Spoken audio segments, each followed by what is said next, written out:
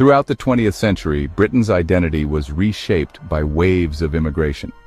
In the aftermath of World War II, the arrival of Black and South Asian migrants fueled tensions that had simmered for decades. While these communities sought opportunity and belonging, they were met with hostility, violence, and a political system intent on keeping them out. "Keep Britain white," a chilling phrase that echoed through the streets, newspapers, and parliamentary halls. In 1948, the Empire Windrush carried hundreds of Caribbean migrants to Britain, answering the call for labor in a war-ravaged economy. They were the first of many. Over the following decades, thousands arrived from the West Indies, India, Pakistan, and Africa, seeking work and a better life. But Britain was unprepared, not economically, but socially. The white working class saw these new arrivals as competition, while politicians viewed them as a problem to be controlled. As Black and Asian communities settled, racist rhetoric spread like wildfire. By the 1960s, far-right groups like the National Front capitalized on white resentment, coining the phrase, "Keep Britain white." Their message was clear. Immigration was a threat to British identity. The 1962 Commonwealth Immigrants Act was the first of many laws designed to limit Black and brown migration. Under its rules, only those with a work permit could enter, a permit largely reserved for white Commonwealth citizens. The restrictions tightened in 1968, when Britain introduced laws specifically targeting East African Asians fleeing persecution. Then, in 1971, the Immigration Act solidified a new reality. Only those with British-born ancestors could freely settle in the UK. This so-called patriality rule was a thinly veiled racial filter. These policies weren't just about numbers. They reinforced a message. Britain belonged to its white citizens, and everyone else was a guest at best, or an invader at worst. By the 1970s, far-right extremism had reached new heights. The National Front, once a fringe group, gained thousands of members.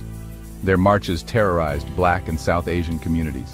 Racist mobs firebombed homes, attacked businesses, and murdered innocent people. But resistance was growing. Groups like the Anti-Nazi League and Rock Against Racism fought back. Black communities organized, demanding justice and protection. Yet the greatest threat was not from street thugs, it was from the police. In the early 1980s, Liverpool's Black community faced relentless police harassment. Stop-and-search policies disproportionately targeted Black men. Unemployment soared and frustration boiled over. In July 1981, Toxteth erupted. What began as a routine police stop escalated into one of Britain's worst riots. Young Black residents clashed with officers, setting fire to police cars and confronting years of systemic abuse.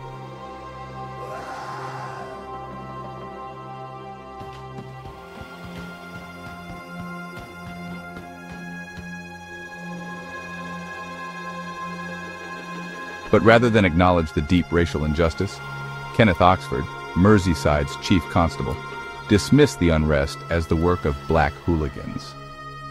His words reinforced what many already knew. The police were not there to protect them. The "Keep Britain White" slogan may have faded from public view, but its legacy lives on. Today, immigration policies continue to disproportionately affect Black and brown people. The Windrush scandal of 2018 exposed how Britain's racist immigration system still tears families apart.